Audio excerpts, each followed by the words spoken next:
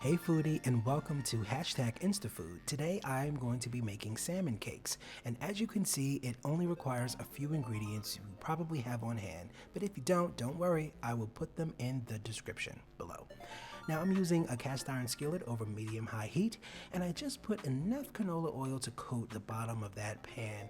And so I'm just gonna go in here now and roughly chop my onion. Now I happen to like large pieces of onion in my salmon cake. I didn't have any garlic and I didn't have any bell pepper or anything like that. All I had was onion. So that's what I'm using here. But if you have those ingredients, feel free to make it happen, use them.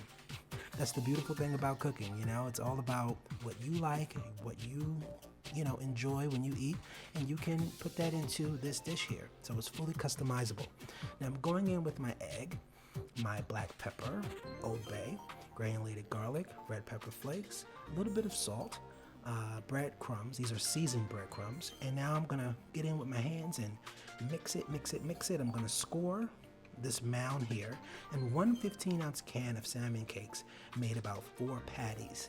So I'm gonna check the temperature of my cooking oil using my wooden spoon. When bubbles form at the bottom of your wooden spoon, that's how you know your grease is hot. I'm just gonna put my salmon cakes in there for 5 minutes, not touching them, and then I'm gonna flip them over and let them cook for an additional 5 minutes.